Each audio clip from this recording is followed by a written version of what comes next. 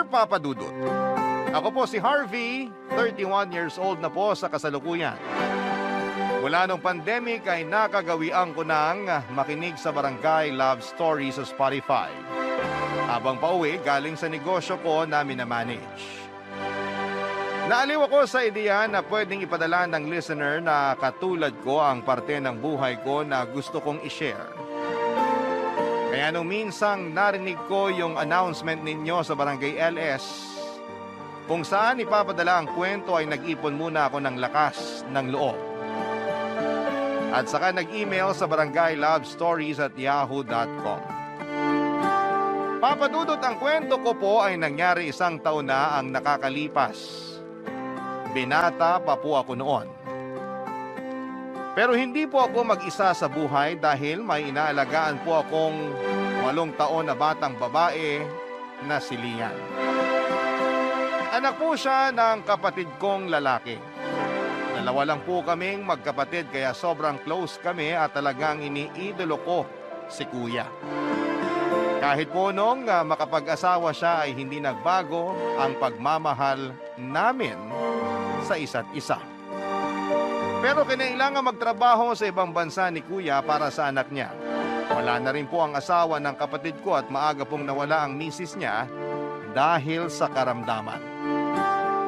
Since wala na rin pong mga magulang namin at kami na lamang magkapatid ang magkasama, ako na lang po talaga ang mapag-iiwanan niya ng anak niya. Bagamat nakakalungkot na kinailangang umalis ng kapatid ko ay masaya naman po ako sa pag-aalaga at pagbabantay sa pamangkin ko.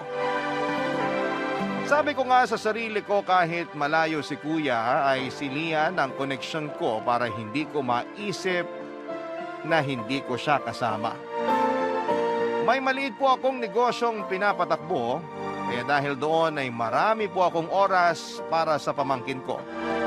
Nayahatid ko siya sa eskwela sa umaga at sa hapon naman ay sumasabay siya pauwi sa isa sa mga teacher niya. Nasa same floor kasi ang mga unit na tinitirhan namin kaya isinasabay na niya ang pamangkin ko sa pag-uwi. Hindi sila magkasabay pumasok ni Lian kasi mas maaga ang punta ng teacher niya sa eskwelahan. Kaya sa uwian na lamang sila nagkakasabay. Sa pagpapatuloy ng kwento, malalaman ng mga kabarangay natin kung bakit ganon ang naging setup ng pamangkin kong si Lian at ng teacher niya. May nakilala po akong babae at nagkamabutihan naman kami. Siya po si Mitch. Mas bata sa akin ng 2 taon. Maganda po siya, may pagka-fashionista kaya mahilig sa damit at sa alahas. 2022 po kami nagkakilala, Papa Dudut. Mabait po si Mitch, maalalahanin at napaka-appreciative niya kapag nireregaluhan ko siya dahil ipinagyayabang niya talaga na bigay ko yon. Madalas po kaming lumalabas noon kaya mas lalo kaming naging malapit sa isa't isa. Pero sinisiguro ko po na naihatid ko na si Lian sa school bago kami magkita ni Mitch at nakauwi na ako sa unit bago siya ihatid ng teacher niya pauwi. Hindi ko po alam na mga panahon na yon kung nagtataka ba si Mitch sa oras ko. Pero hindi naman po siya nagtatanong kaya hindi ko na din naman pinapaliwanag sa kanya kung bakit ganon. Isang araw, Papa Dudut, ay natapos ko lahat ng kailangang asikasuhin sa negosyo. Kaya maaga kami nagkita ni Mitch.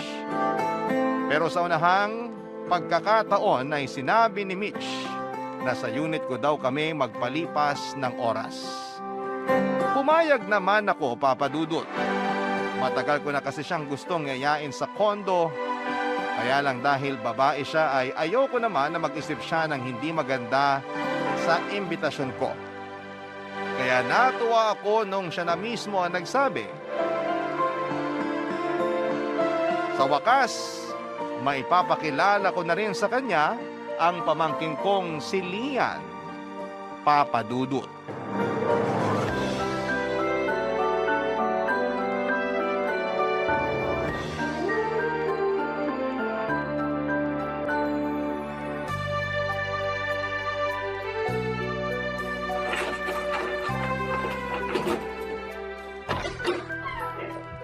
Tuloy ka, Mitch.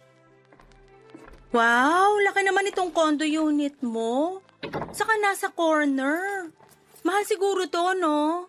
Hindi naman. Saka sa amin ng kapatid ko nakapangalan tong kondo. Ah, iyan yung kapatid mo na nasa ibang bansa? Oo, siya nga. Kailan ba siya uwi? Matagal pa siguro. 5 taon ang kontrata niya eh. Nakakaisang taon pa lang siya doon. Ah, okay. Matagal pa pala. Oo. Ikukuha lang kita ng maiinom. Ihahain ko na rin tong binili natin na lunch ha. Mamaya na, di pa naman ako gutom. Pero pasado 12:00 na. Busog pa ako sa kinain natin kaninang maga eh. O sige, ilalagay ko lang to sa kusina. Feel at home ha. Siyempre naman. Ang ganda nitong pwestong nakuha ni Harvey. Maganda pa yung view sa labas. Ano yon? Ah, wala. Sabi ko maganda yung view dito sa nakuha mong unit. Si kuya ang namili nito. Alam mo ba nung nagpe-pre-selling pa lang tong building, pinag-aralan ni kuya kung ano yung unit na magandang kunin. Ayun, tama naman siya. Saka park ang nasa tapat namin. Kaya imposibleng may magtayo ng kondo dyan. Kaya hindi kami mahaharangan. Oo nga. Magaling ang kuya mo ah. Hindi ko nasabi sa'yo na engineer si kuya. Kaya engineer siya dun sa pinagtatrabahuan niya. Ganun ba? Nakakatawa na matagal-tagal na rin tayo. Pero hindi mo pa alam ang mga ganung bagay sa buhay ko. Oo nga eh. Ikaw ngayon ka lang nagkukwento. Hindi naman. Ayaw ko kasing makulitan ka tuwing ibibida ko ang pamilya ko. Kaya hinintay lang kitang magtanong. Oo nga no. Hindi ko pala natanong. Kung may gusto kang malaman tungkol sa akin, itanong mo lang ha. Okay. Wala ka bang gustong malaman sa akin? Wala naman. Ha? Anong ha? Bakit parang nagulat ka?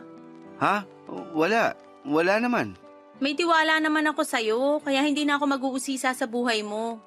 Ha? Sige. Ilang kwarto to? 4. Pero yung isang bedroom, ginawa kong opisina. Ilan ang banyo? 3. Ayun yung isa malapit sa entrance. At yung 2 nasa 2 malaking kwarto. Ah, parang 2 master's bedroom. Parang gano'n na nga. Mahal siguro to, no? Hati naman kami ni kuya. Paano pag nag-asawa ka na? Anong ibig mong sabihin? Pag nag-asawa ka na, kanino mapupunta tong bahay? Sa amin pa rin ni kuya. Paano yun pag umuwi na kuya mo at may asawa ka na? Dito din siya titira? Oo. Hindi ba off yun? Ha? Hindi kita maintindihan. Ay nako, halimbawa magpakasal na tayo. Magsasama tayo. Kasama ng kuya mo? Siyempre hindi. Paalisin mo siya? Hindi. Hindi ko naman gagawin yun. Saan tayo titira? Bibili ako ng sarili nating kondo. Bibili ka. Di babawiin mo yung hati mo sa pinambili nito. Hindi na. Hindi ka balugi nun? Bakit naman? Kapatid ko naman yun. Sinasabi ko lang yung praktikalidad. Wag na nga natin pag-usapan yan. May ipapakilala ako sa'yo. Sino? Darating na siya, maya-maya lang, nandito na yun. Inom ka na muna niyang lemonade na tinimpla namin. Namin? Sinong namin? Ayun na siya. Papadudod sakto ang pagkakasabi ko dahil dumating na si Lian. Hinatid siya ni Miss Pia. Si Miss Pia pala ang teacher ni Lian na nakatira sa same floor at ilang unit lang ang pagitan sa tinutuluyan namin.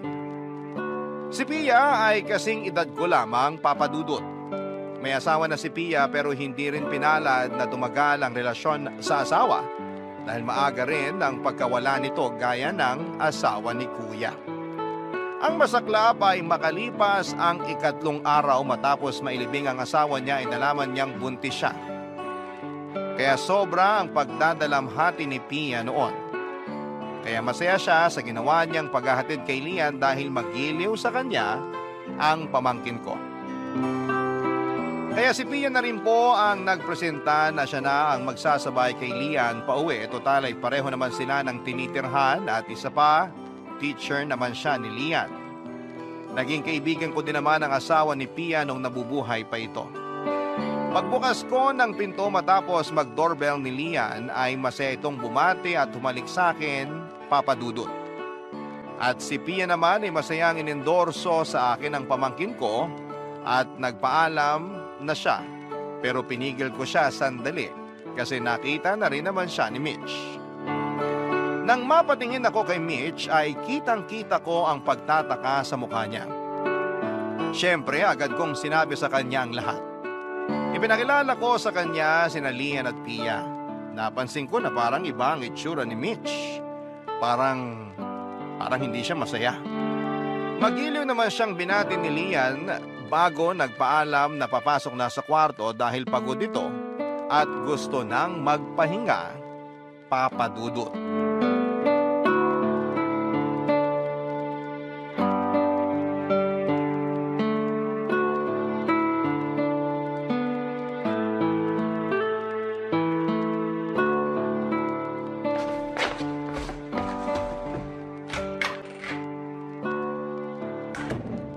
Di ba isa sa master's bedroom yung pinasukan niya? Ha? Oo. Kwarto niya yon? Oo. Nung umalis si kuya, doon na nagkakwarto si Lian. Excuse me. Aalis na ako, Harvey. Ay, sorry Pia. Si Mitch nga pala. Hello? Hindi ba masyadong malaki yung kwarto para sa pamangkin mo? Hindi naman. Dapat dun sa mas maliit lang siya nagkukwarto. Baka masyadong mas-spoil yung pamangkin mo. Hindi naman. Mabait na bata si Lian. Oo, at matalino pa. Harvey, ang sinasabi ko lang, baka pagdating ng araw, maging demanding yung pamangkin mo. Hindi mangyayari yun. Masanurin at magalang si Lian. Excuse nga, sino ka ba? Ba't ka sumasabat? Mitch! Pia, pasensya ka na. Palabiruyang si Mitch. Hindi ako nagbibiro. Sino ka ba? Teacher ako ni Lian. Eskwelahan pa ba to? Mitch, ano ka ba? Mabuti pa aalis na ako. Mabuti pa nga. Mitch, ano bang nangyayari sa'yo? Pia, pasensya na ha. Okay lang, aalis na ako. Kanina ka pa nagpaalam eh. Ay. Sige, Pia, mag-ingat ka. Pasensya na. Sige. Mag-iingat. Di ba dito ka lang sa floor na to nakatira? Medyo tanga ka na siguro kapag may nangyari pa sa'yo papuntang unit mo. Mitch, ano ba? Aalis na ako.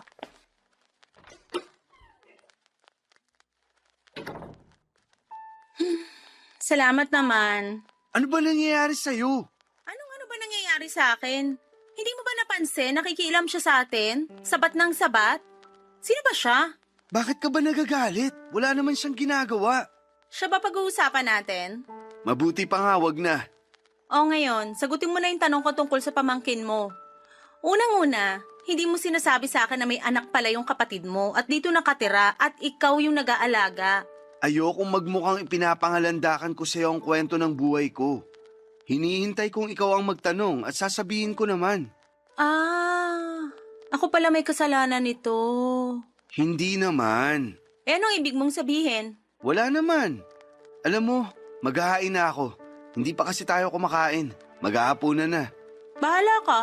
Tamang-tama. Kasabay natin si Lian. Makakapagkwentuhan kayo. Bakit kami magkukwentuhan? Siyempre, para mas makilala nyo ang isa't isa.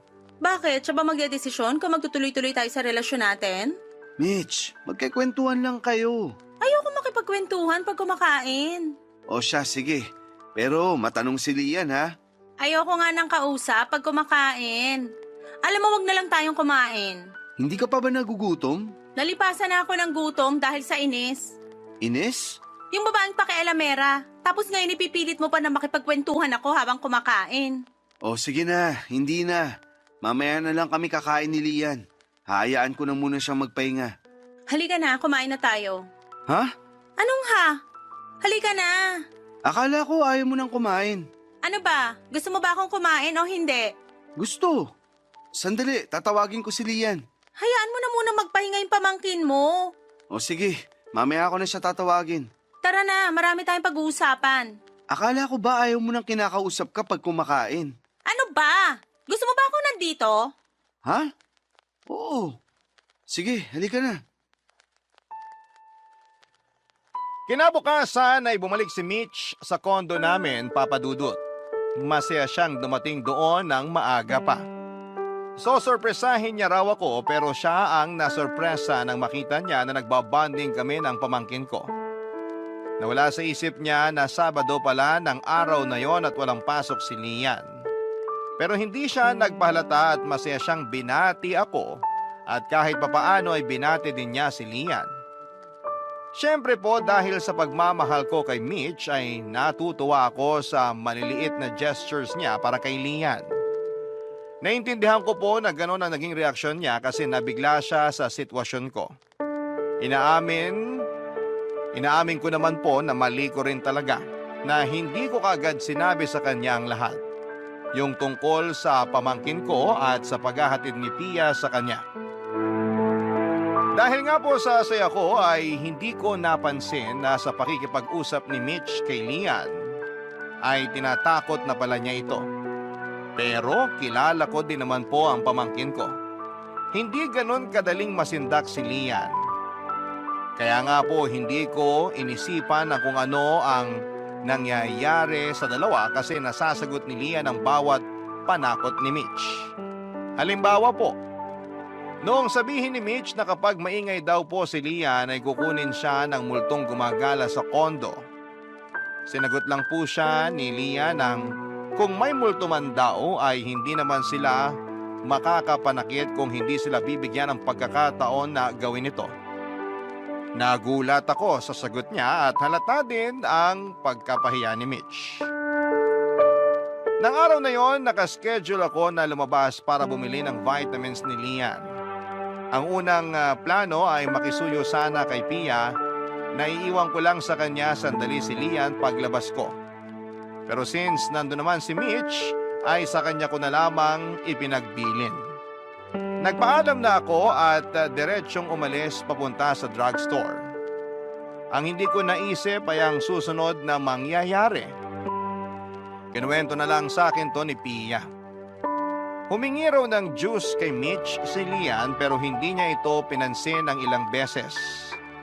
Nang nainis si Mitch sa patuloy na paghingi ng juice ng bata ay sinabihan niya na lumabas si Lian at bumili ng sariling juice sa tindahan.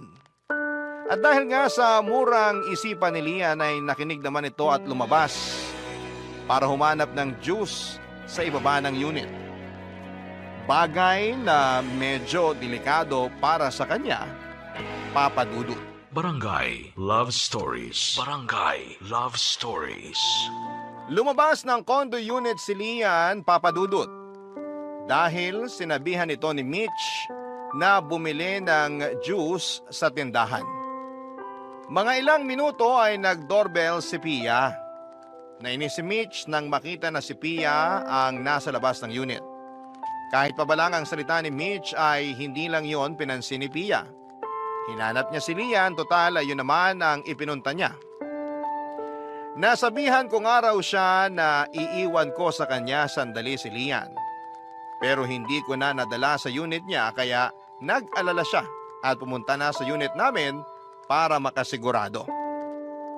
Ayon kay Pia, sinabi raw ni Mitch na hindi niya alam kung nasaan at saan nagpunta si Lian. Pero nakita niya raw ito na lumabas ng unit at biglang nag-alala si Pia sa nadinig. Wala nang salita ay tumakbo ito para hanapin si Lian, Papa Dudut. Hanggang sa dumating ako. Hinanap ko kagad ang pamangkin ko pero hindi ako sinagot ni Mitch. Nung hanapin ko ang pamangkin ko sa unit ay hindi ko ito makita. Kaya kinulit ko si Mitch kung nasaan ang pamangkin ko. Sa kanya sinabi na lumabas nga ito ng mag-isa at halos mawala ako sa sarili sa mga narinig ko. Lalabas na sana ako nang may nag-doorbell. Pagbukas ko ay si Pia ang nakita ko at kasama at yakap si Lian na umiiyak dahil sa takot. Agad kong kinuha ang pamangkin ko at naiyak din ako nang makita si Lian. Nagpapaalam ako kay Pia na ipapasok ko lang sandali si Lian sa kwarto, Papa Dudut.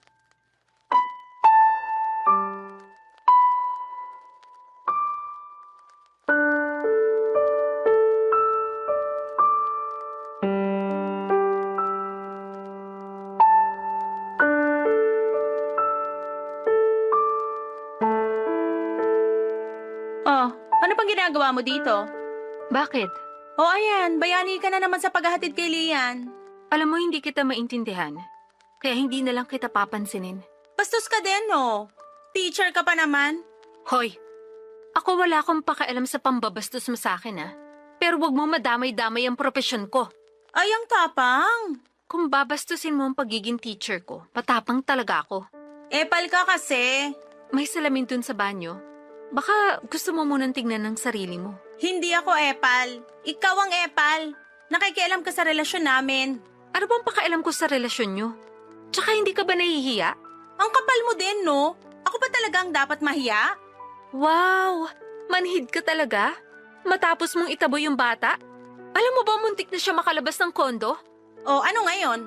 Kasalanan ko? Ewan ko sa'yo. Hindi ako nakikipag-usap sa walang... Walang ano? Walaan mo. Siraulo ka! Anong gagawin mo? Sasaktan mo ko? Subukan mo! Aba, matapang ka, ah! Mitch! Harvey! Anong gagawin mo? Bakit ka nakaambang sasampalin si Pia? Hindi! Mitch naman! Yan kasi eh. Kumusta si Lian? Epal ka talaga. Nakatulog na siya. Salamat naman. Epal, Babalikan ko na lang siya mamaya ah. kapal mo. Hayaan na muna natin siya magpahinga. Natutulog na si Lian. Aalis na muna ako, Harvey. Babalik na lang ako mamaya kapag maaliwalas na ang paligid. Ano? Sige, Pia. Salamat. Ano to, Harvey? Parang hindi mo ako nadidinig kanina. Ha? Anong ha? Binubuisit mo ba talaga ako? Hindi kita maintindihan. Kasi nagpapauto ka sa babaeng yon. Nagpapauto? Nagmamaang-maangan ka pa? Ano bang sinasabi mo? Kaibigan ko lang si Pia. Kaibigan mo. Ikaw ba kaibigan ng tingin niya? Ano bang sinasabi mo? Halatang halata siya. Hindi na nahiya. Ang laki naman ng tiyan. Dahil buntis siya. Buntis?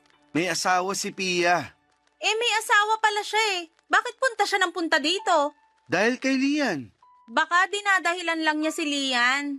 Ano ba naman yung iniisip mo? Paano ba naman? Naiinis ako sa kanya. Ikaw lang naman ang naiinis. Hindi ka naman niya inaano. Basta naiinis ako sa kanya. Pwede ba itigil mo na yung pagsiselos mo? Mabuti pa ayusin na natin ang lahat para makapagpakasal na tayo. Anong aayusin? Itong bahay, kung kanino dapat mapupunta pag nag-asawa ka na. Sabi ko na sa'yo, kay kuya. Bakit ba sa kanya? Mas malaki ba ang bag niya dito sa bahay? Pareho lang kami. Oh, yun naman pala eh. Dapat sa'yo mapunta tong bahay. Usapan na namin ni kuya yun. Pag nag-asawa na ako, hihiwalay na ako kapag nakauwi na siya. Kay kuya may iiwan tong kondo kasi may anak na siya. Magkakaanak din tayo.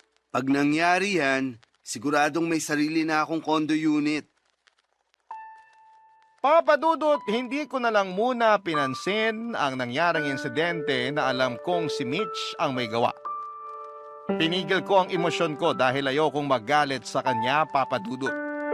Mahal ko ang pamangkin ko pero mahal ko rin si Mitch. Noong gabing yon na kami na lamang ni Lian ang nasa kondo ay kinausap ko siya. Sinabi ko na huwag magalit kay Mitch dahil mabait naman ito. Dahil mabait at masunuring bata si Lian ay sumang-ayon ito sa akin.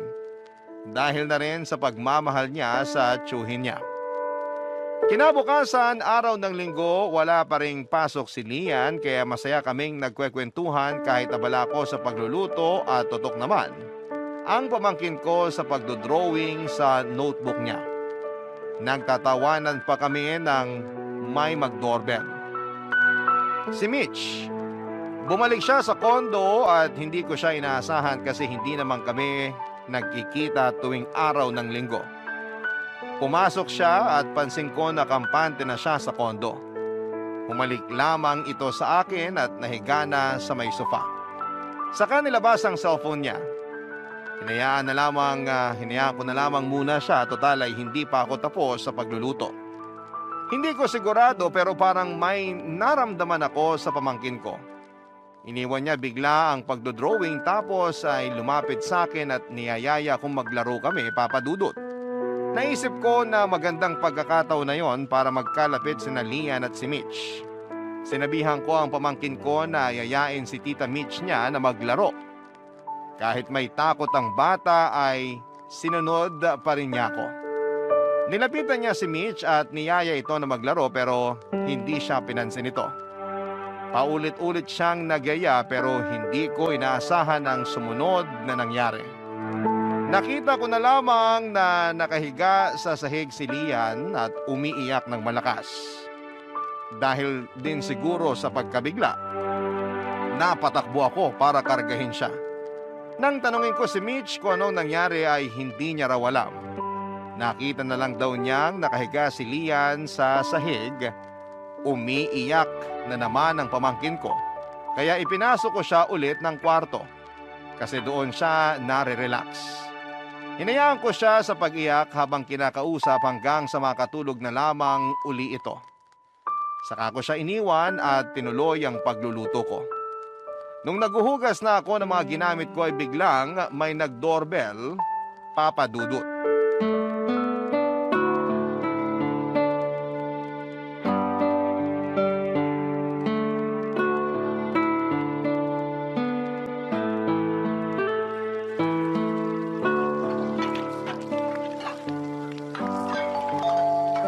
Mitch, may nagdo-doorbell. Ako na nga.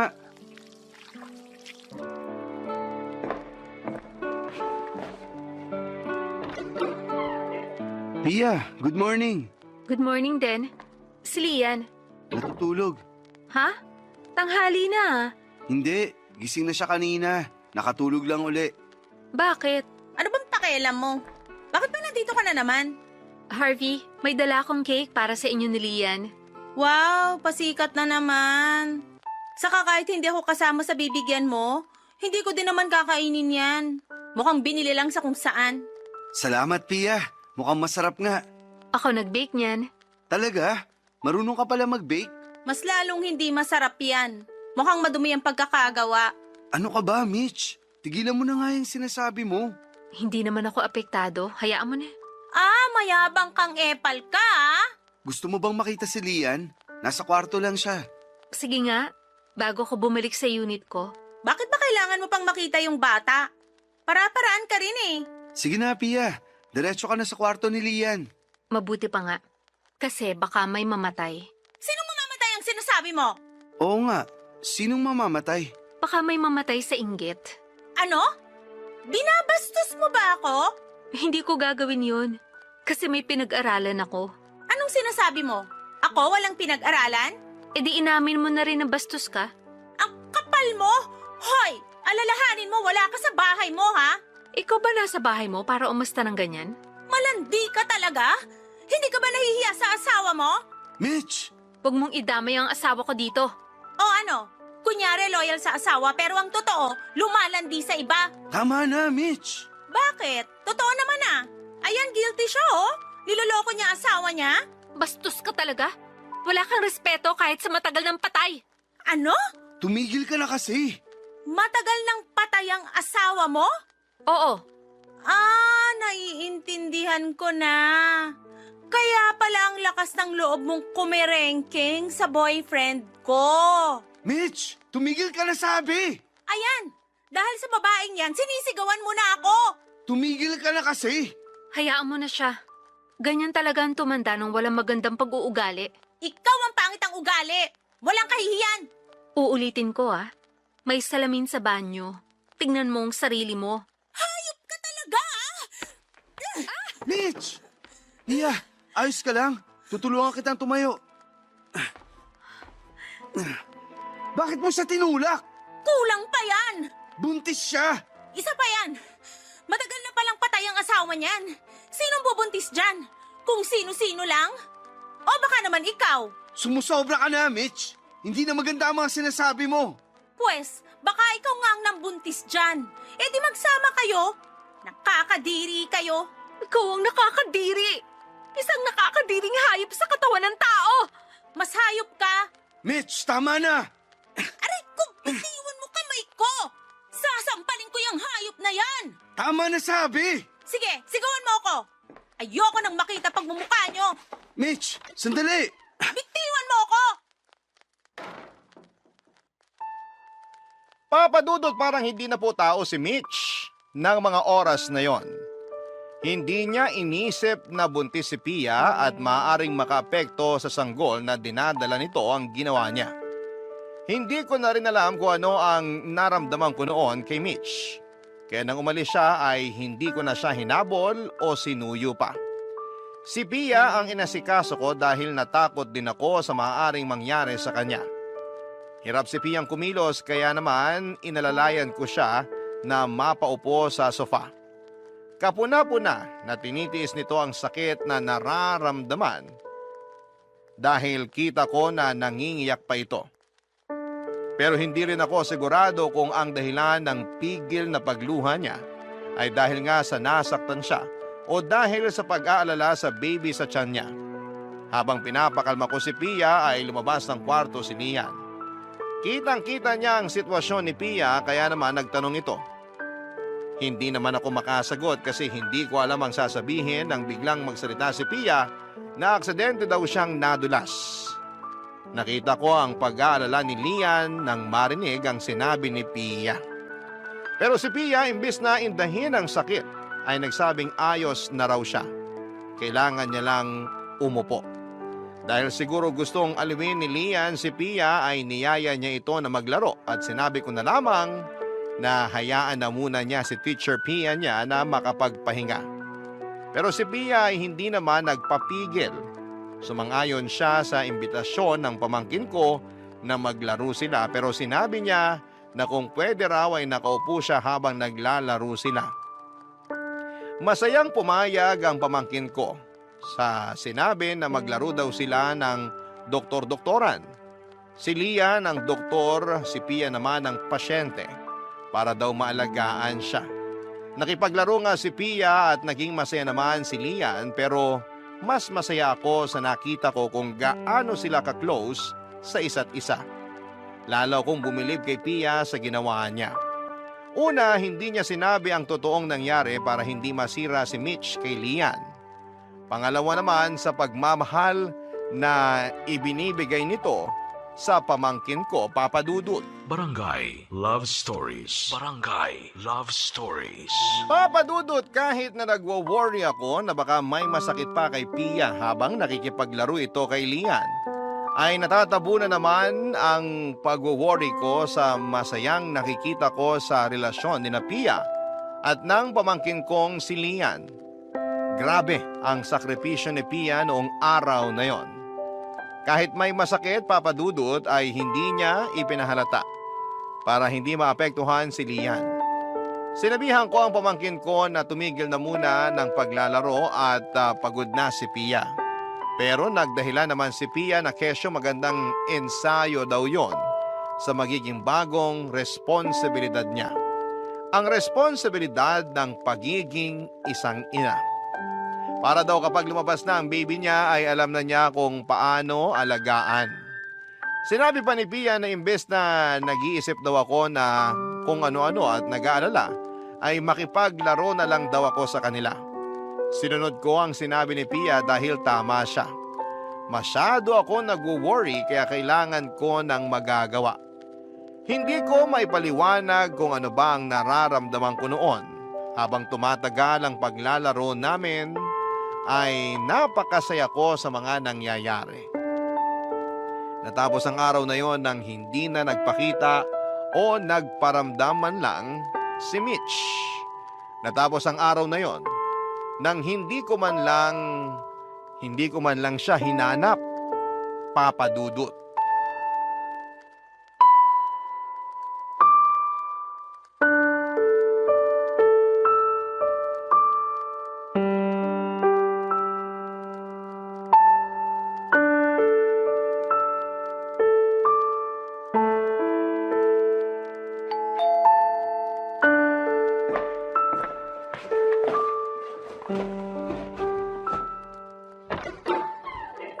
Mitch, Bakit parang nagulat ka? hindi naman. Hindi ko lang inaasahan na pupunta ka ngayon. Hindi na ba pwedeng puntahan ka ng biglaan? Hindi naman. Nagulat lang ako. Pwes wag ka nang magulat kasi normal lang yon. Pasensya ka na. Oh, hindi mo ba ako papapasukin? Ay, oo nga. Tuloy ka. Actually, girlfriend mo ko, kaya hindi na ako dapat naghihintay na patuluyin. Bakit ka nga pala napadalaw? Sandali, bakit ba ganyan mga tanong mo? Ayaw mo ba akong pumunta dito? Hindi naman. Nagtatanong lang naman ako. Akala ko kasi may kailangan kang sabihin. Pero kalimutan mo na yung tanong ko. Meron nga akong kailangan. Ano? Yung housemate ko kasi, Ewan ko kung anong pumasok sa isip. Pinalayas ako. Ha? Bakit niya ginawa yun? Ewan ko. Wala akong ibang alam na dahilan kundi masama ang ugali niya. Bakit kanya papaalisin? Hati naman kayo sa bayarin sa bahay. Kaya pantay dapat ang karapatan nyo. Oo nga eh. Sandali, Saan ka pupunta? tatawag lang ako. Saan? Sa kaibigan kong lawyer. Sabihin mo ang ginawa sa'yo para mapahiya yung housemate mo na yun. Wag na. Anong wag na? Mali ang ginawa niya. Kailangan niyang mapahiya. Basta, hayaan mo na siya. Kung hindi mo sasabihin ang dahilan, ako na lang mismo ang magrereklamo. Kasi ano? Hindi naman ako nagbibigay ng hati sa kanya. Nakikitira lang ako. O ano, okay na ba? Sabi mo noon, nakikihati ka sa pambayad. Hindi nga. Wag mo na nga akong idiin. Paanong gagawin mo ngayon yan? Dito na muna ako. Ha? Ayaw mo? Hindi naman. Gulat na gulat ka kasi. Parang gusto mo akong ipagtabo yan. Hindi sa ganun. Ayos lang naman. Sige, dito ka muna. Pero hindi pa tayo kasal kaya hiwalay muna tayo ng kwarto. Wala naman gumagamit ng isang kwarto. Doon ka na. Doon sa maliit? Oo. Ayoko doon. Kailangan ko yung may sariling banyo. Doon na lang ako sa kwarto ng pamangkin mo, tapos doon siya sa maliit na kwarto. Ano? Ito naman? Bata pa naman yun, kaya wala lang sa kanya yun. Sa kanya, wala yun. Pero sa kuya ko, meron. Anong gagawin natin? Sige na, doon ka na sa kwarto ko. Ako na ang lilipat sa isang kwarto. Thank you, mahal. Ang bait mo talaga. Yung mga gamit ko nasa lobby pa, pakiakyat na lang. Sige, sandali lang.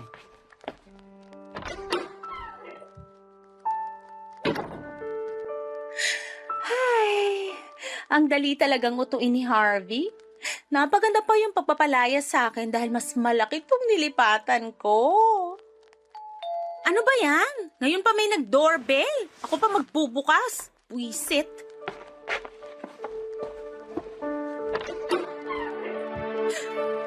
Ikaw? Bakit? Anong bakit? Wala si Harvey. Wala kang haharutin. Alam ko, nakasalubong namin siya sa elevator. Siya nagsabi na ihatid ko na lang si Lian dito. O pues, huling punta mo na dito. Hindi ka na pwedeng tumuntong dito. Ikaw namang bata ka. Tigilan mo na yung pagka-spoiled mo at hindi uubra sa akin yon dahil dito na ako titira.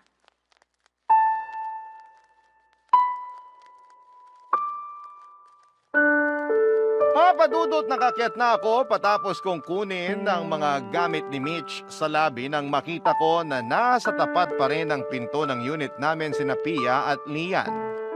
Sinabi ko sa kanila na babalik pa ako sa lobby para kunin ang iba pang mga gamit ni Mitch. Kasi naghapot na pala talaga siya. Kaya naman isinama muna ni Pia si Lian sa unit niya. Dahil sa pagkabala ay agad akong pumayag. Hindi na ako nagtanong kung bakit dahil tiwala naman ako kay Pia.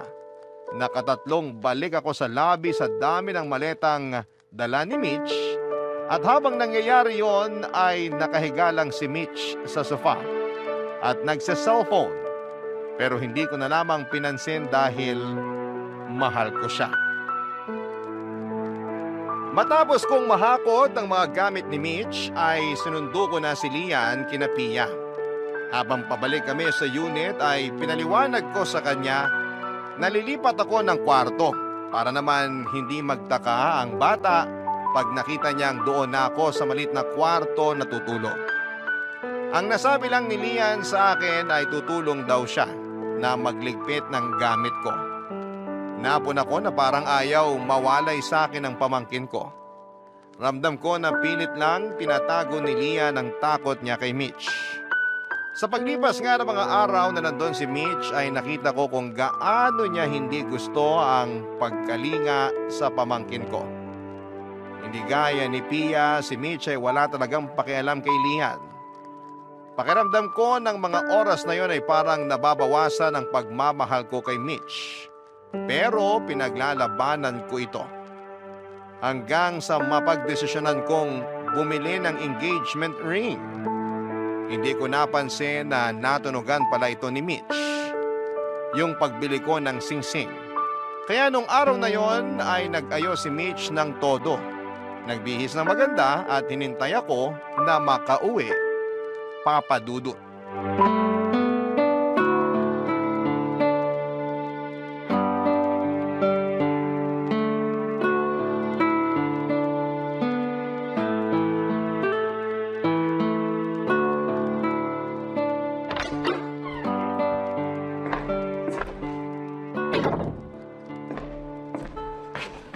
Mitch, Ano ba yan? Dito na nga ako nakatira, nagugulat ka pa? bakit ganyan ang itsura mo? Anong itsura? Yang itsura mo. Ang negative naman ang tanong mo? Ibig kong sabihin, bakit base na base ka? Ha? Wala. Bakit? Masama ba? Hindi naman. Yung tanong mo naman kasi, Pero sa ayos mo, parang may pupuntahan ka eh. wala.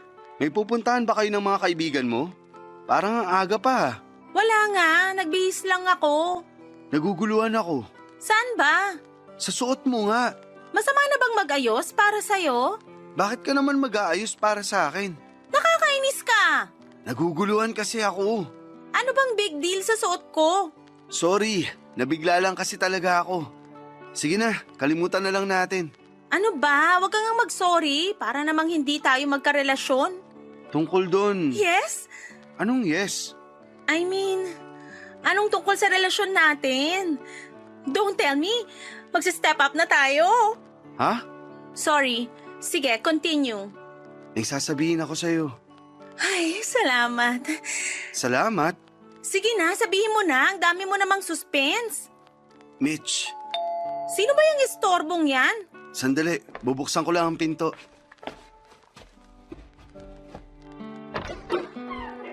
Pia, tuloy ka. Anong ginagawa ng babaeng yan dito?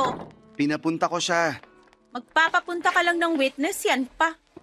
Ay, sandali. Mabuti pa lang nandyan siya para madinig at makita niya ang lahat. Sige na, Harvey. Ituloy mo na yung sasabihin mo. Gusto kong maghanap ka na ng ibang malilipatan. Ano? Lilipat tayo? Bakit? Gusto ko dito. Darating na ba kuya mo? Sila na lang lumipat. Hindi pa darating si kuya. Ang ibig kong sabihin, humanap ka na ng malilipatan mo. Bibigyan kita ng 1 linggo. Ano? Teka, alam mo hindi pasok yung joke mo. Sabihin mo na yung totoo para mapahiya yung babaeng yan. Anong totoo? Nayayayain mo na ako magpakasal. Ano? Alam nyo, hindi ako kailangan dito. Babalik na lang ako pagkatapos nyo mag-usap. Mabuti pa nga. Sandali! Ikaw lang ang kailangan ko makausap. Ipapasundo mo na ba si Lian sa classmate niya? Hindi. Maaga pa. Mamaya na natin sunduin. Umalis ka na nga dito. Mitch, tumigil ka na. Iwan mo na nga muna kami. Ano? Teka, ano yung ginagawa mo? Bakit ka lumuluhod sa harap niyang babaeng yan? Pia, hindi ko alam kung paano pero alam ko kung bakit kita mahal. Sana tanggapin mo ang pagmamahal ko sa'yo. Ha? Hayop ka talagang babae ka! Mga agaw ka! Hindi mo na siya masasaktan dahil ako makakalaban mo. Harvey, Mabuti ba pumasok ka na sa kwarto at mag-impake? 3 araw na lang ang ibibigay ko sa'yo para makahanap ka ng malilipatan.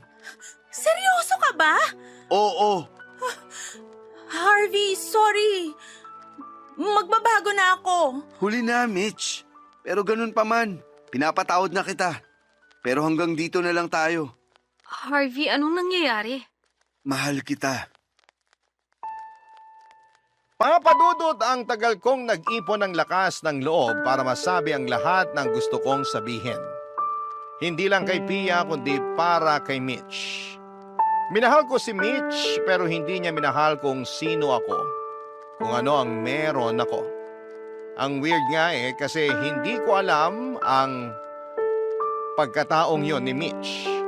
Hindi ko inaasahan yon kasi maayos naman siya noong simula ng relasyon namin. Ayaw ding maniwala ng utak ko na lumabas yung ganong ugali niya kasi maayos yung kondo na tinitirhan namin ng pamangkin ko.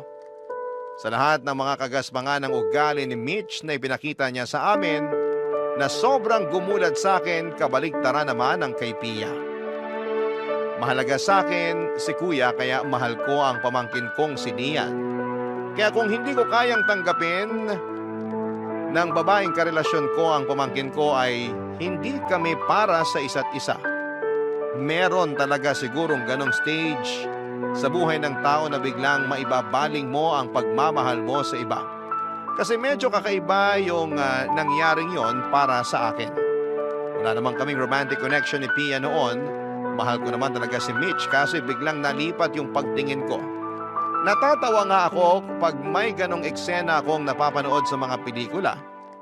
Pwede palang mangyari yon sa totoong buhay.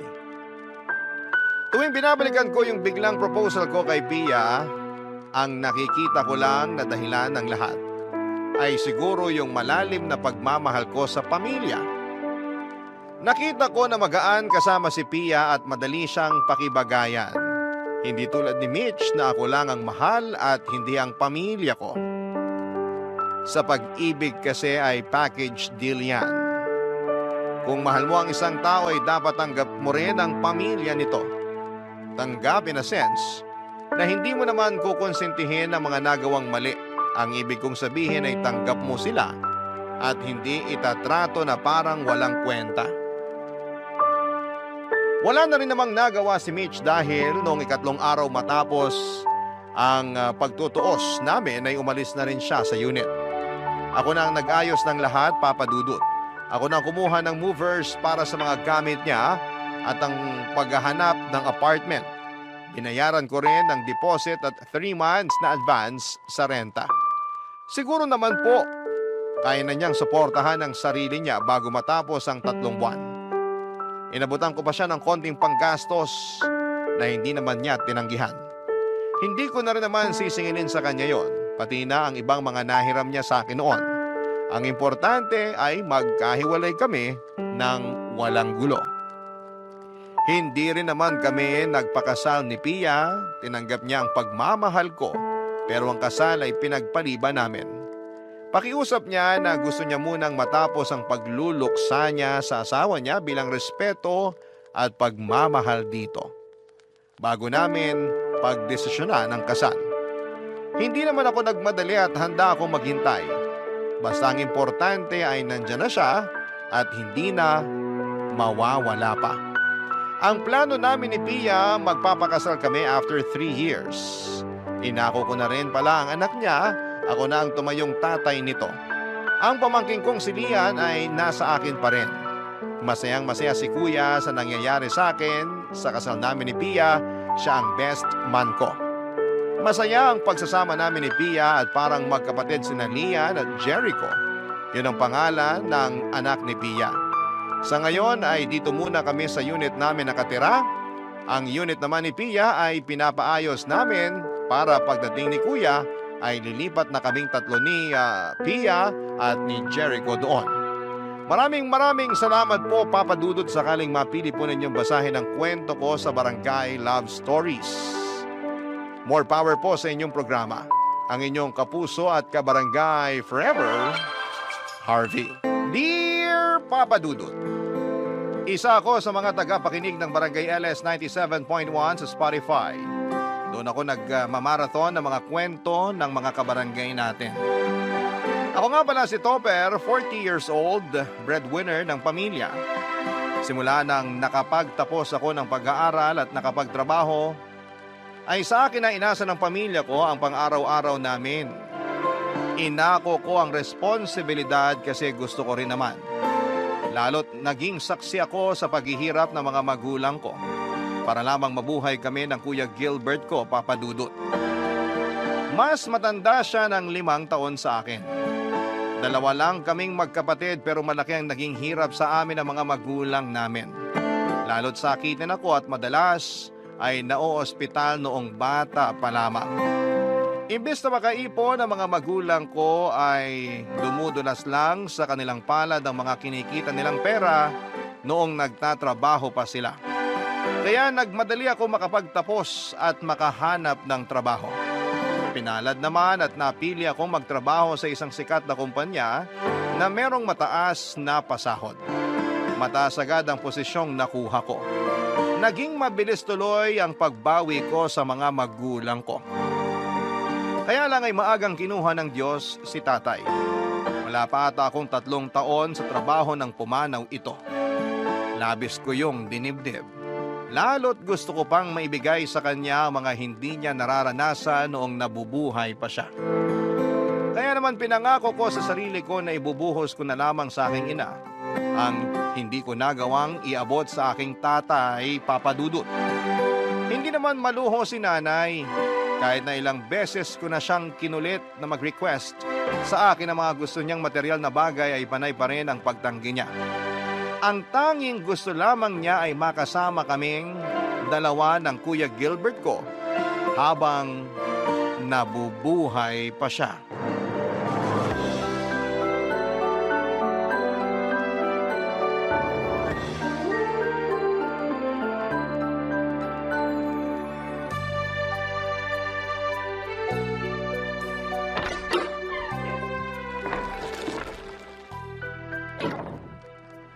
Nay, Oh, Topper! Ginabi ka ng uwi.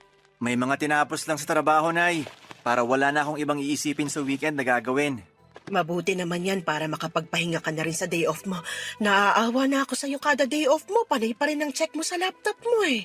Hindi lang talaga mapakali, Nay, kapag may hindi ako natatapos sa trabaho. Kumain ka na po ba? Bumili kasi ako ng lechong manok at ice cream. Pagsaluhan natin na Kuya Gilbert. Ay, wala ang Kuya Gilbert mo. Naki-birthday sa kaibigan niya. Bukas na lang daw uuwi. Tayo na lang ang kumain, Nay. Samahan mo ako. Kanino ko pa gustong lantakan tong hita ng lechong manok eh. Uunahan mo pa ako sa hita eh. Alam mong ako may paborito niyan. Nga pala, Nay. May ibabalita lang ako sa inyo. Mag-aasawa ka na ba? Wala ata yan sa palad ko. Ay, hayaan mo't idudulog ko sa Diyos na iukit yan sa palad mo. Akong bahala. Malakas ako sa itaas. May pinapaupa kasing kondo malapit sa trabaho ko. Nirekomenda lang ng boss ko. Mahal ang kondo. Sabi ng sasabil mo mahal daw ang bayad sa kuryente, hindi praktikal. Pero malapit kasi sa trabaho ko, lalakarin ko lang. Baliwala na sa akin kung magkano man po yung ibabayad sa kuryente. Hindi naman na ako mamamasahe. Praktikal yun. Maliit din ang mga kondo. Halos hindi ka makakagalaw ng maayos doon. 2 po ang kwarto, Nay. Malaki ang isang kwarto at kasyang 2 kama. Para sa inyo ni Kuya. May balkonahin na rin para kapag mag-iyosi kayo ni Kuya, meron na kayong pupuntahan. Gusto mo na bang lumipat? Sana. Mas malapit kasi sa trabaho at hindi ganun kamahal ang upa dahil kilala ng boss ko yung may-ari ng unit. Ewan ko ha, parang hindi ako magiging masaya kapag lumipat tayo. Bakit naman po?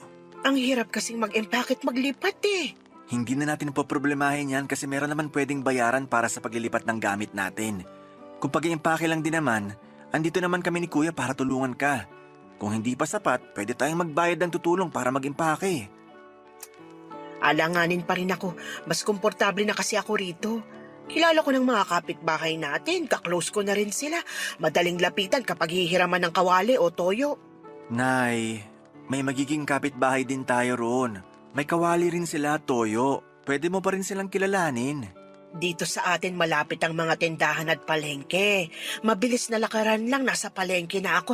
Marami ring pharmacy sa paligid. Mabilis ako makakabili ng maintenance ko.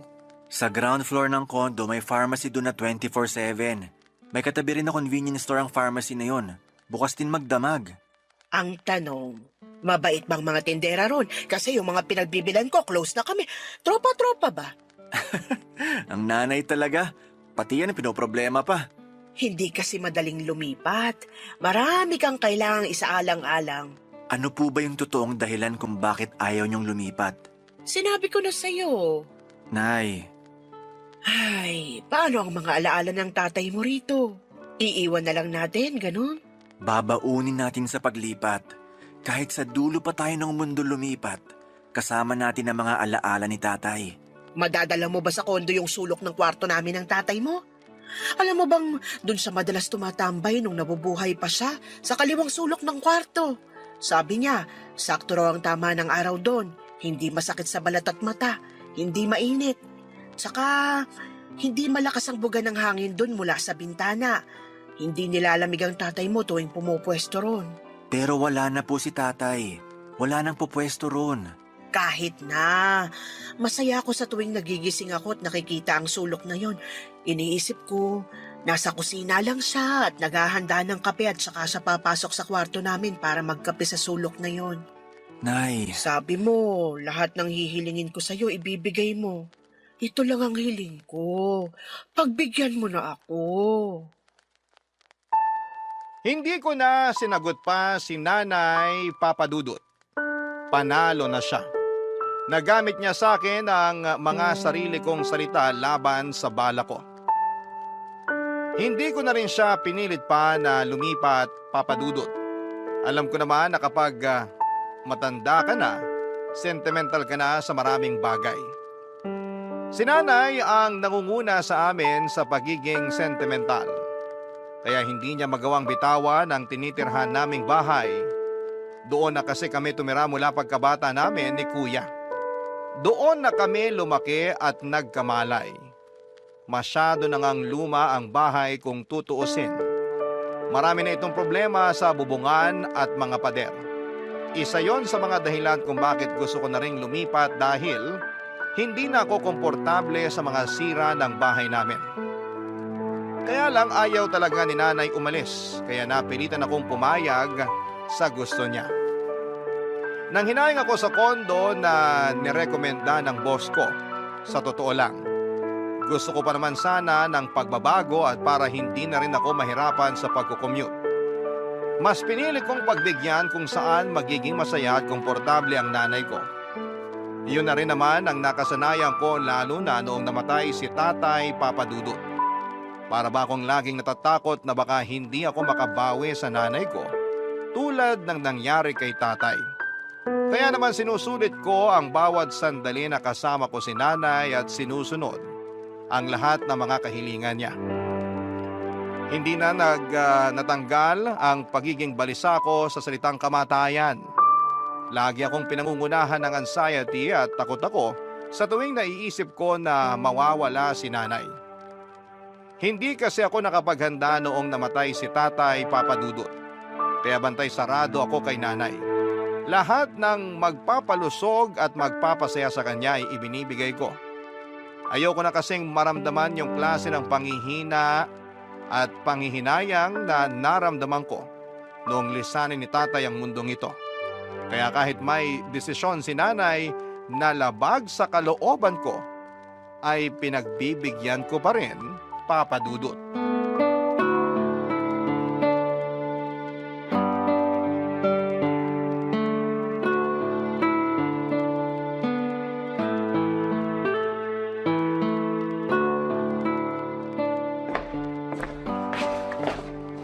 Kuya Gilbert, nasaan si nanay? Nasa banyo ata. Sumasama ang sikmura. Alam mo ba kung saan niya nilagay yung mga inipon kong coins sa altar? Nawawala eh. Ah, yung coins mo? Oo. Alam mo ba kung nasan?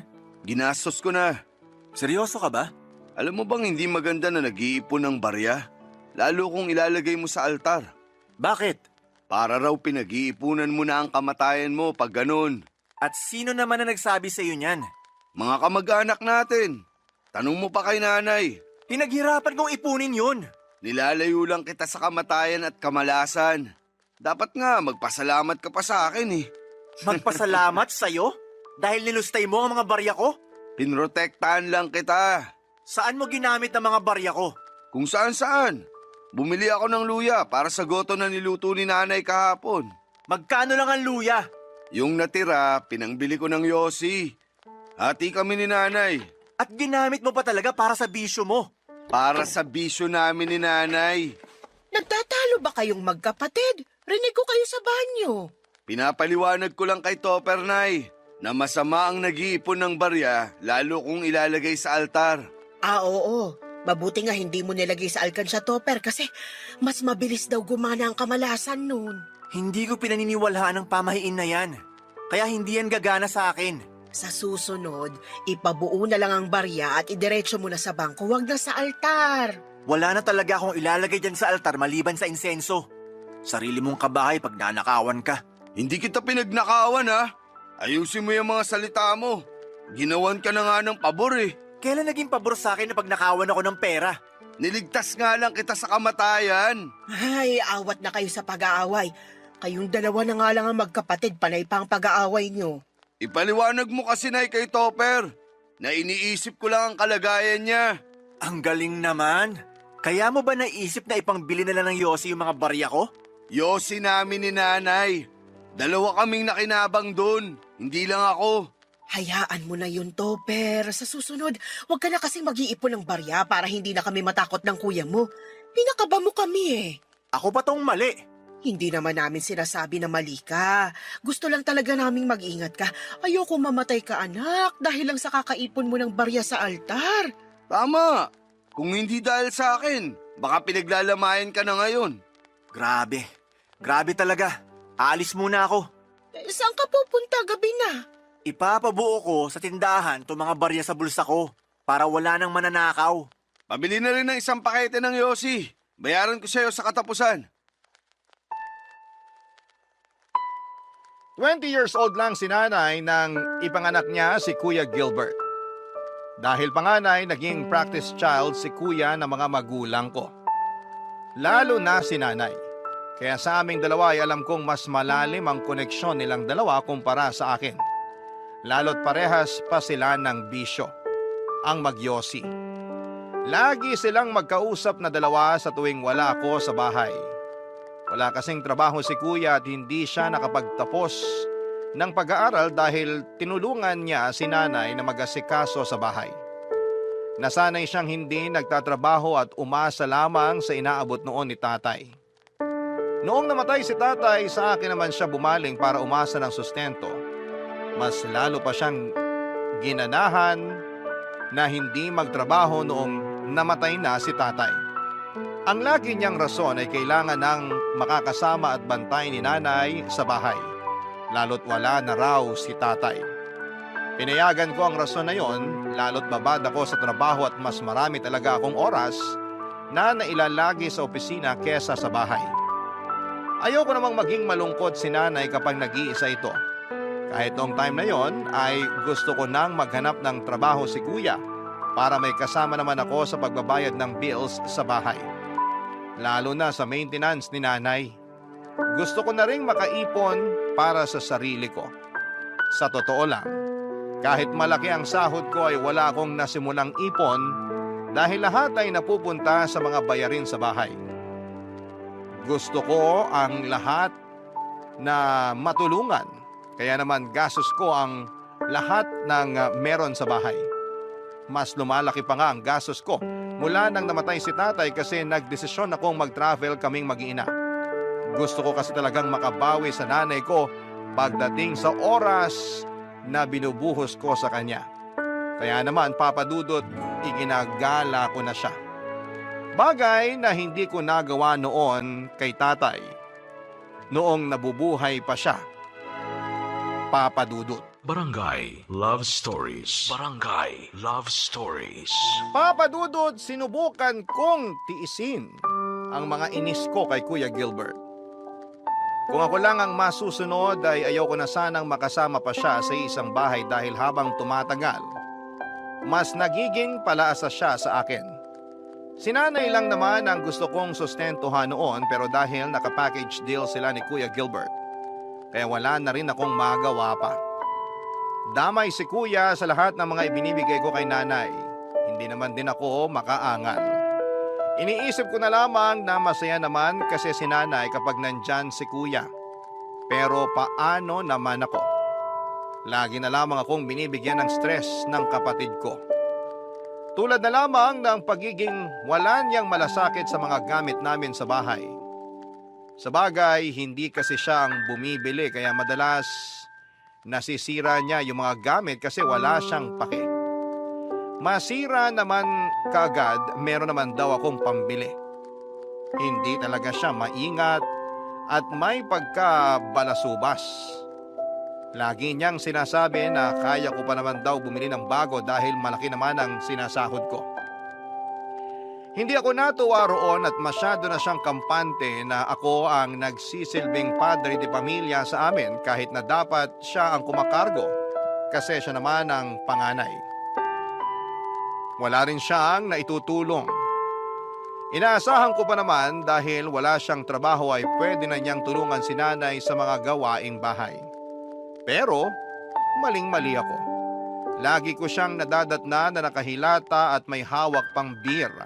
habang pinapanood lang si nanay na naglilinis ng bahay.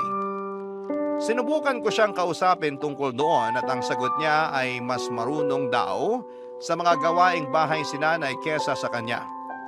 Sinabayan pa niya yon ng tawa na mas lalong nagpainis sa akin. Papa Dudut, hindi ko galing makipagtalo sa totoo lang. Pero pagdating sa mga kabalbala ng kuya ko ay parang lagi akong natitrigger na makipagtalo sa kanya. Lagi akong sinesenyasan ni nanay na tumigil sa tuwing gusto ko nang sumabog dahil sa kuya ko. Effective naman kasi napipigil ko ang sarili ko. Si nanay lang talaga ang nakapagpapakalma sa akin sa tuwing napupuno na ako kay kuya. Pero may mga pagkakataon noon na naiisip ko kung hanggang kailan tatalab sa akin ang pagpapakalma ng nanay ko sa akin, Papa Dudut.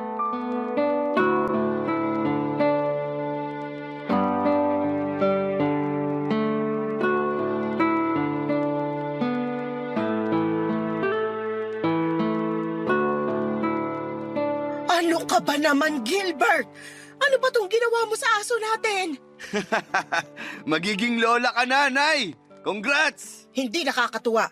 Bakit mo pinabuntis tong aso natin? Para maibenta natin, Nay. Sayang naman. Ang ganda kaya nitong chihuahua natin. Quality. Dapat pinapalahian talaga to eh. Nay, Topper, anak. Mabuti't dumating ka na. Sabayan mo na kami ng kuya mo na maghapunan. Hindi pa rin kami kumakaing dalawa. sige po. Bumili na rin ako ng inihaw na panganan tuna. Idagdag natin sa ulam. Topper, magiging tatay ka na. Ano? May nabuntis ako? Hindi ikaw. Yung aso mong chihuahua. Ano? Parang 1 buwan na atang buntis. Base sa pagkakakapa ko sa tiyan niya. Hindi mo ba napansin na medyo umumbok yung tiyan niya? Paano ko mapapansin? Ibabad ako sa trabaho. At least ngayon, alam mo na. Congrats! Nay, bakit hindi nyo binantayan yung aso natin? Ewan ko ba naman dyan sa kapatid mo? Wala na tayong magagawa. Nangyari na eh. Tanggapin na lang natin yung mga magiging anak niya. Kung ayaw mo ng dagdag na aso rito sa bahay, pwede ko namang ibenta. Para may pangbakasyon din ako sa birthday ko. Pinagkakitaan mo pa talaga? Kesa naman masayang yung mga anak niya, di ba? Hindi pa nga natin alam kung mabubuhay ang mga anak niya. Pwede silang mamatay sa ginawa mo. Oh, di ikaw na tong magaling. Pasensya na kung iniisip ko lang ang pangangailangan ng aso natin. Iniisip mo ba talaga ang pangangailangan ng aso? O nangangailangan ka lang talaga ng panggastos? Sana humingi ka na lang sa akin, kaysa pinakailaman mo tong aso natin. Huwag na kayong magtalo. Wala na tayong magagawa. Nangyari na eh. Si kuya kasi, parang walang pinagkakatandaan. Ikaw na talaga tong matalino at maganda ang trabaho. Porke alam mong umaasa lang ako sa bigay mo at sa mga magiging anak ng aso. Hayaan mo, kapag nanganak niyang aso, lahat ng mapagbebentahan, ibibigay ko sa'yo. Hindi yan ang gusto kong puntohin dito. Topper, sinabi kong awat na eh. Papa Dudut, mahinahon at kalmado lagi si nanay kaya laking gulat ko nang sumigaw na ito. Ni minsan ay hindi niya kami sinigawang magkapatid, maliban na lamang noong gabing yon. Kaya mas lalo akong naggalit kay kuya. Huminto na rin ako sa pakikipagtalo sa kanya at pinili na lamang na pumasok ng kwarto ko. Hindi na ako nakasabay na kumain sa kanila. Nakailang katok sa pinto ko si nanay pero hindi ko siya pinagbuksan. Nasaktan ako sa direktang pagkampi niya kay kuya. Kahit dati pa noong mga bata kami ay si kuya rin madalas ang kinakampihan niya. Naintindihan ko yung sitwasyon kasi noon ay mas paborito naman ako ni tatay. Kaya lang noong namatay na si tatay at kaming tatlo na lamang ang naiwan, minsan pakiramdam ko ay nag-iisa na lamang ako. Dahil sa ganong pag-iisip ay hindi ko napigilang maiyak. Binuksan ko ang TV ko sa kwarto, nilakasan ko ang volume para matabunan ang tunog ng pag-iyak ko. Hindi po ako iyaking lalaki pero nasaktan talaga ako noon. Nahaluan pa ng stress at pagod sa trabaho.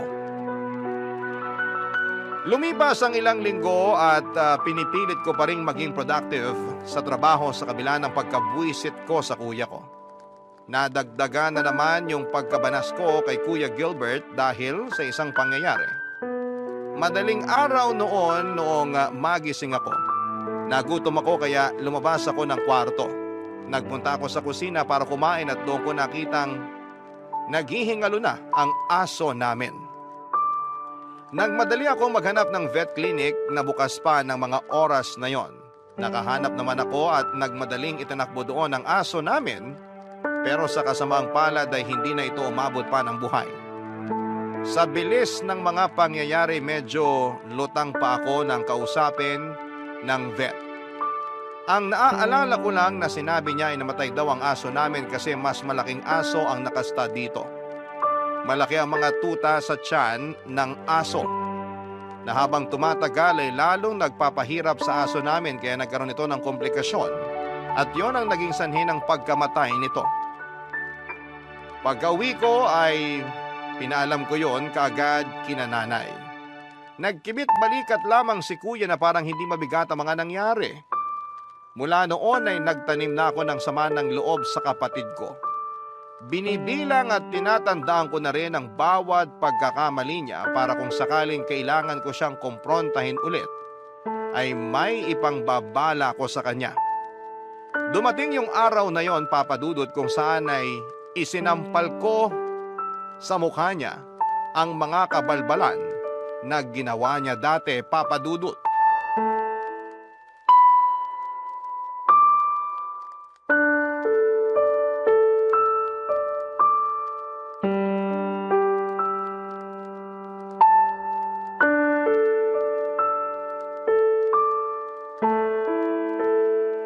Kuya Gilbert, mag-usap tayo. Asan si nanay? Nasa kwarto siguro. Nahihilo raw. Bakit? May sumugod na babae sa office namin kanina. Jenna raw ang pangalan. Ah, si Jenna. Kilala ko yun. Bakit? Nagsusumbong sa akin. Iniiwasan mo na raw siya after niyang sabihin sa'yo na buntis siya. Ang hina naman niyang makagets. Dapat alam na niya yun.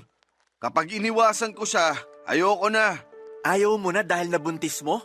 Tulad ng mga dating nabuntis at tinakasan mo. Alam mo naman na pala. Bakit kailangan komprontahin mo pa ako tungkol kay Jenna? Kasi nakakahiya. Sinugod ako sa opisina. Akala nila ako nakabuntis sa kanya. Sabihin mo, di pa nga ako sigurado kung ako yung ama ng pinagbubuntis niya. Sigurado akong sa'yo yun. Hindi ako nagkakamali kapag may tinatakasan kang babae. Lagi mong sinasabi na hindi sa'yo yun.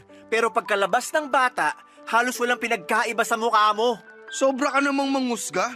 Tandaan mo, ako pa rin ang kuya mo. Ikaw pa rin ba ang kuya sa ating dalawa? Kasi parang ako na yung umaako nun eh. Ako ang bumubuhay sa pamilya natin. Ako ang namumroblema sa mga kalokohang pinapasok mo. Kung ano man ang problema ko sa mga nabubuntis ko, hayaan mo ko. Huwag mong problemahin. Paanong hindi po problemahin? Ako ang sinusugod ng mga nabubuntis mo. Ako ang ini-stress nila sa tuwing tinatakasan mo sila. Pwede naman kasing wag mo na lang silang harapin tulad ng ginagawa ko. O di tapos ang problema. Hindi rin natatapos ang problema. Kuya naman. Kailan ka ba talaga magtitino? Pagod na akong sumasalo sa mga problema mo. Pagod na nga ako sa kakatrabaho. Hindi ko pa mailagan lahat ng sakit ng ulo na binibigay mo sa akin. Ano na naman ba tong naririnig ko? Umiidlip ako eh. Bakit ba nagtatalo na naman kayo magkapatid? Si Topper kasi, Nay. Feeling perfect. Kanina pa ako inuusgahan dahil nakabuntis na naman ako. Nakabuntis ka na naman? Kumalma ka, Nay. Hindi pa nga ako sigurado kung sa akin yun eh. Ano ba naman, Gilbert? Panglima mo na yan ah! Hanggang kailan mo tatakasan ang responsibilidad mo sa mga babaeng nabuntis mo? Pogi problems talaga to, Nay. Kasalanan nyo to ni tatay. Gumawa-gawa kayo ng poging anak. Ayan, tuloy. Habulin. Habulin ng mga obligasyon. Pwede bang makipagbiruan ka na lang sa amin ni Nanay, Topper? Panira ka naman ng moment eh. Hindi biro mga ginagawa mo, kuya. Ilang babae pa bang bibiktimahin mo bago ka matuto? Pag binigyan ako ni Lord ng 10, doon na siguro ako hihinto. Naririnig niyo ba kung paano sumagot ng anak niyo, Nay? Naririnig ko. Hindi mo na kailangang sabihin sa akin. Pero bakit parang sa akin pa kayo galit? Kasi pinapalala mo lang tong sitwasyon. Ang pangit na nga nang nangyari sa kapatid mo, gagatungan mo pa ng sermon. Kasi kung hindi ko siya sa sermonan, sinong gagawa? Ni hindi niyo siya mapagsabihin ng tama. Kaya umaabot na si Limang nabubuntis niya.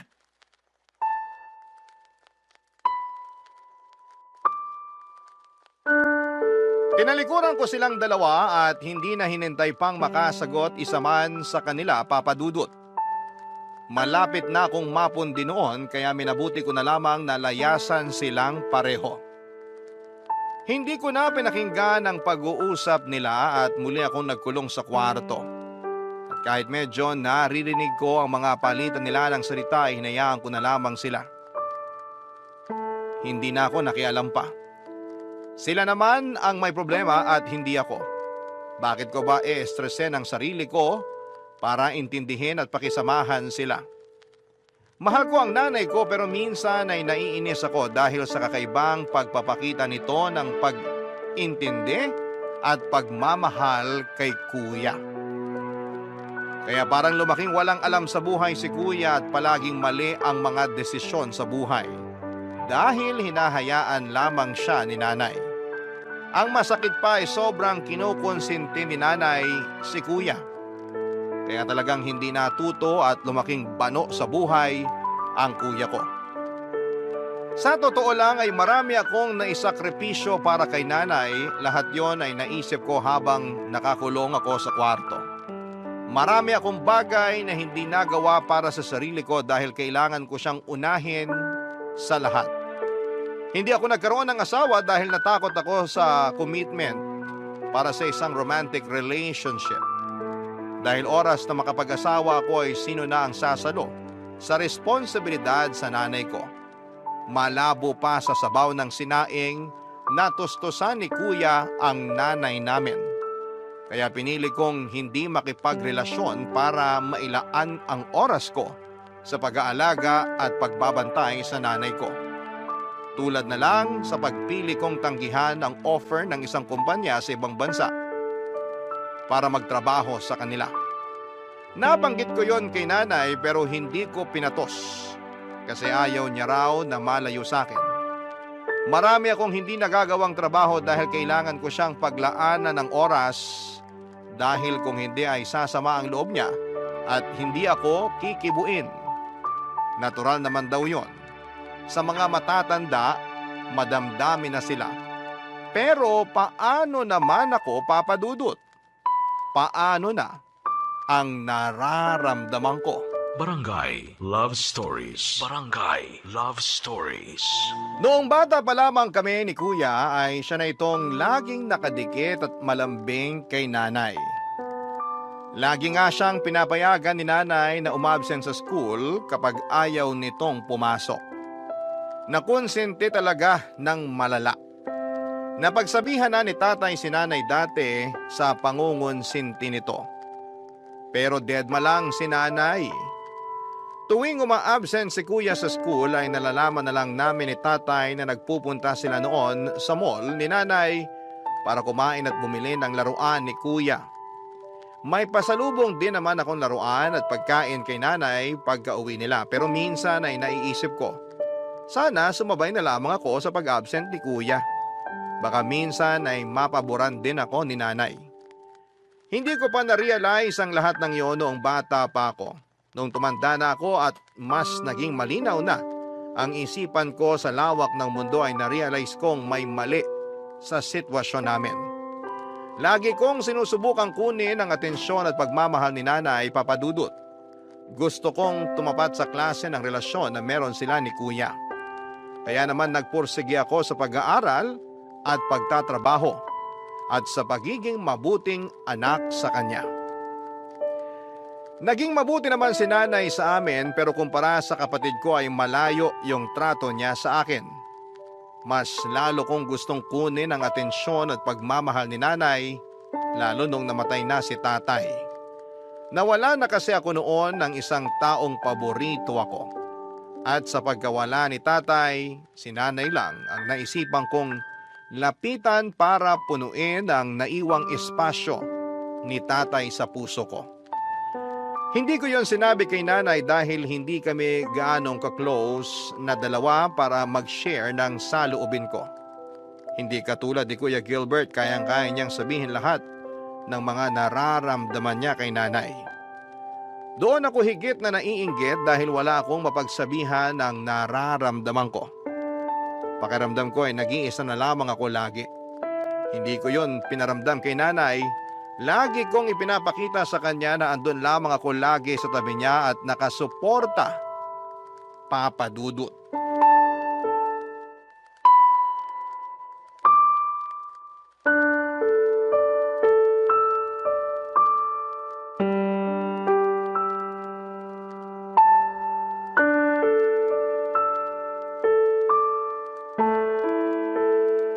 Nay, Bakit? mag-usap tayo tungkol kay Kuya. Mamaya na lang pagdating niya. Andun pa siya sa mga kaibigan niya, nagiinuman sila. Ayan nga ang gusto kong pag-usapan, Nay. Tungkol sa mga kaibigan niya. Habang wala siya, mag-usap tayo.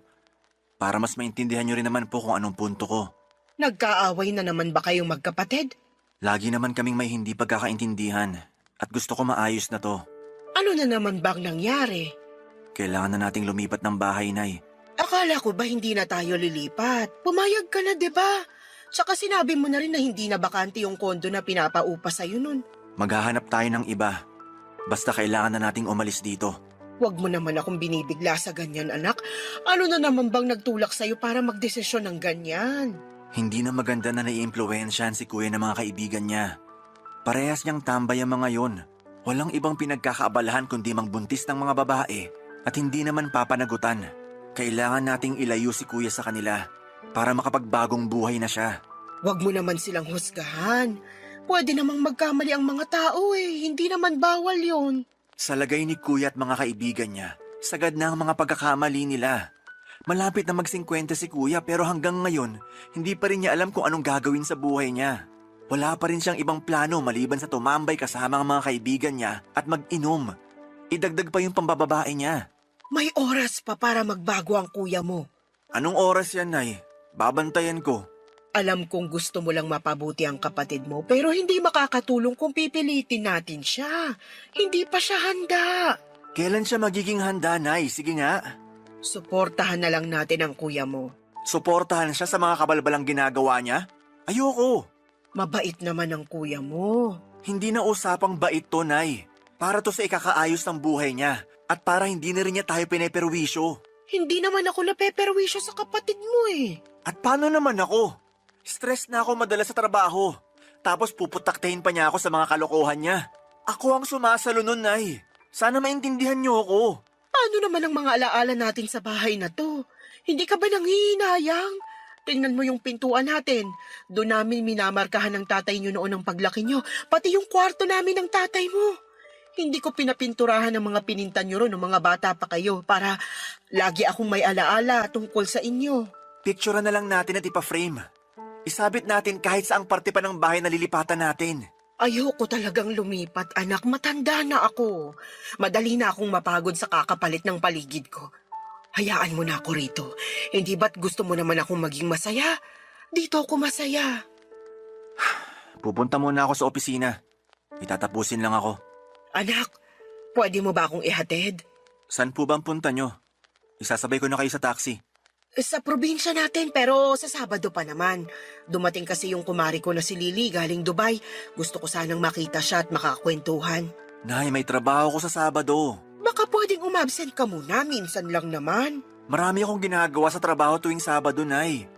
Di ba nga madaling araw na ako madalas nakakauwi dahil marami akong tinatapos sa araw na yon? Ihahatid mo lang naman ako. Pwede kang magbalikan kung gusto mo. Tapos sunduin mo na lang ako ron ng Lunes. Ang imposible po ng pinapagawa nyo. Masasakripisyo ang trabaho ko. Maraming umaasa sa akin sa office. Paano naman ako? Ikaw lang tong inaasahan ko. Hindi na naman ako nakaimik sa sinabi ni Nanay Papa Dudut. Tulad ng dati, hindi ko na naman siya nagawang tanggihan. Pero bakit? Kapag ako ang humihiling sa kanya, ay hindi niya ako mapagbigyan. Ganon na ba talaga ang role ko bilang isang anak? Nag-file ako ng leave sa trabaho para maihatid ko ang nanay ko. Sabado at Lunes, ni-request ko. Hindi ko naman kasi siya magawang pabiyahihin ng mag-isa. Lalo't sinusumpong siya madalas ng kanyang high blood. Bigla na lamang itong mahihilo at madalas ay dumudugo ang ilong. Kailangan niya talaga ng kasama.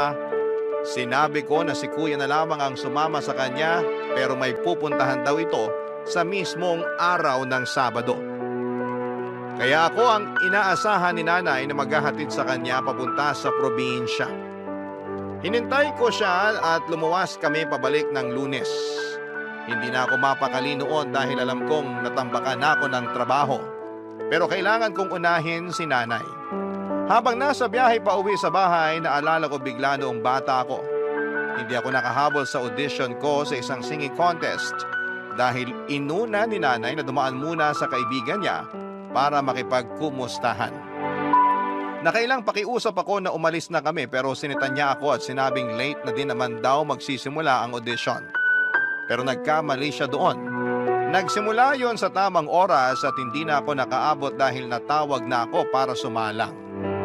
Hindi pinagbigyan sa audition yung mga tulad kong na-late kasi marami ang mga participants.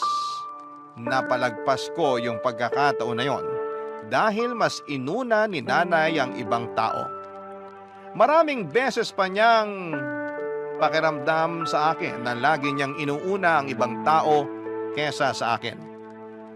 Hindi sana sasama ng todo ang loob ko kung paminsan-minsan ay pinakikinggan at binibigyan niya ng pabor ang mga kahilingan ko.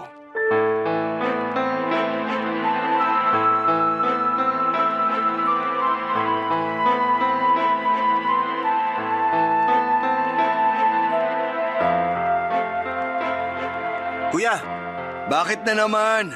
nagda-drugs ka ulit? Grabe ka namang mambintang. Yung totoo. Matagal na akong hindi gumagamit. Wala rin naman akong pambili. Di ba nga, hindi mo na ako sinusustentuhan? Saan naman ako kukuha ng pera para sa drugs? Lagi kang nakakagawa ng paraan para sa drugs dati. Dati yun.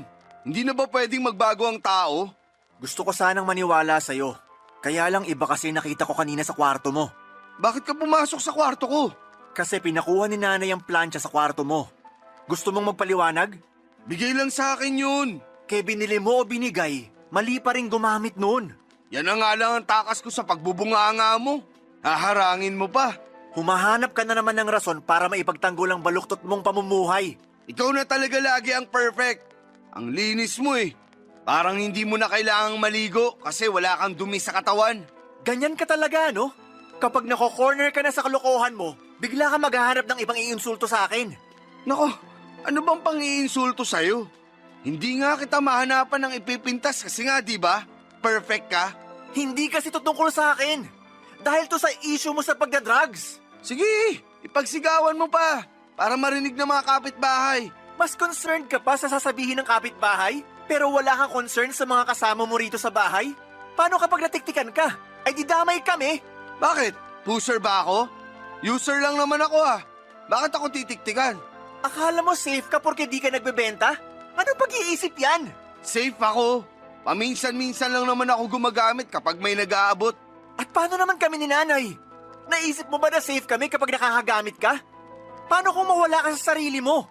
Alam mong pwede kang makagawa ng hindi maganda dahil sa drugs na yan. Hindi ko kayo gagalawin. Huwag kang mag-alala. Kaya kong kontrolin ang sarili ko. Sabihin mo yan kapag drugs na nag-control sa'yo sa susunod. Nagtatalo na naman kayo? Nay, si Kuya Gilbert, bumalik na naman sa pagdadrugs.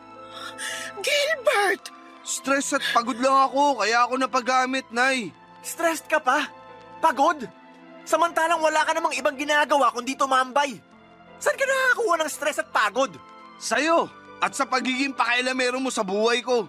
Gilbert, akala ko tumigil ka na. Alak naman, masama yan eh. Lumayas ka na lang dito sa bahay, kuya. Bago kami mapahamak sa mga ginagawa mo. Bakit ako lalayas? Bahay ko rin naman to. Nag-aambag ka sa upa? Sa kuryente man lang? Mineral water? Anong ambag mo? Maliban sa marurumi mong damit na sinanay pang naglalaba. Walang lalaya sa bahay na to. Pamilya tayo, dapat magsama-sama tayo. Seryoso ba kayo, Nay? Nakita nyo na nagdadrag si kuya. Pero gusto nyo kasama pa rin natin siya? Kasi pamilya tayo. Kahit magkamali ang isa, pamilya pa rin to. Anong klaseng pamilya yung hindi iisipin ang kapakanan ng mga kasama niya? Pamilya pa ba? Tungturingan natin?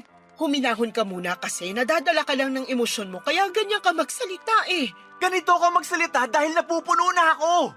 Ilang beses na tayong pinahamak ni Kuya noon. Huwag na tayong magdagdag ngayon. Parang awa nyo na. Hindi ko na kaya, Nay. May karapatan pa rin ako rito sa bahay. Dito na ako lumaki. Andito rin si nanay. Bahay ko rin to. Hindi mo talaga kailangang umalis, Gilbert. Mapag-uusapan pa to. Sige, Nay. Pag-usapan natin to. Sino ang aalis sa bahay na to? Ako o si Kuya? Topper, Padaliin na natin, Nay, para matapos na to. Ako o si Kuya?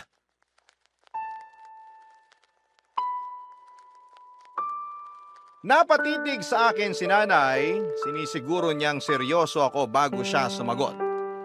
Hindi naman makatingin ang diretso sa akin si kuya at napansin ko ring pinagpapawisan ang noo niya. Siguro alam niyang dehado siya sa pilian. Pero sa totoo lang, pakiramdam ko noon ay dehado rin ako. Sa lalim ng koneksyon ni nanay at Kuya Gilbert ay malaki ang posibilidad na mas piliin ni nanay si kuya. Hinanda ko naman ang sarili ko. Naisip ko na mabilis lang akong makakaalis sa bahay namin at kakayanin ko naman ang gastos. Sakaling lilipat ako sa bagong apartment. Pero ang tanong na tumatakbo sa isip ko, paano silang dalawa? Paano si nanay? Tiniis kong huwag isipin masyado noon ang magiging kalagayan ni nanay sa pangangalaga ni kuya. Sakaling ako ang piliin niya na umalis. Gugutumin ba siya ni Kuya Gilbert o baka naman mapilitan si kuya na maghanap ng trabaho para may maipakain sa nanay namin? Yun ang mga bagay na kasalukuyang naiisip ko nang biglang magsalita si nanay. Ako raw ang pinipili niyang manatili sa bahay. Parang hindi naman nagulat si kuya sa naging desisyon ni nanay. Parang inaasahan na niyang ako ang pipiliin. Kabaligtaran naman sa akin, inasahan kong si kuya ang pipiliin dahil siya ang paborito. Pero naligayahan ang puso ko nang sa wakas ay nagkaroon ako ng espasyo sa puso ng nanay ko. Humingi ng tawad si nanay kay kuya at pinagsabihan na itigil na ang paggamit ng pinagbabawal na gamot. Sana naman ay nakinig si kuya at magbago na talaga. Matapos noon, papadudot ay sinabi ni nanay na handa na siyang lumipat ng bahay kung saan ay mas malapit sa trabaho ko at mas makakatipid. Baka raw oras na rin ang pagbabago. Doon nasiyahan lalo ang puso ko, sa wakas ay nakinig na si nanay sa akin. Matapos noon ay nag-usap sina kuya at nanay at nakita ko ring inabutan ng pasimple ni nanay ng isang bungkos ng pera si kuya. Inipon niya yon mula sa mga inaabot ko sa kanyang allowance kada sahod ko at sa mga natatanggap kong komisyon. Naging mahirap din sa akin ang desisyong yon, lalo't nasasaktan ako na makitang malungkot si nanay dahil sa paghihiwalay nila ng panganay niya. Pero kesa naman parehas kaming malubog sa bangkang sinasakyan namin, balang araw ay maiintindihan din niya ako. Hanggang dito na lamang po ang liham ko at sana'y nakapagbigay ako ng aral para sa mga pamilyang nakikinig sa Barangay Love Stories. Abangan ko pong ma-upload ang kwento ko sa online sakaling hindi ko matsyempohan ng live. Muli maraming salamat po sa inyo Papa Dudut at pagpalain ng Barangay LS. Muli maraming salamat. Ang inyong kapuso at kabarangay, Topper.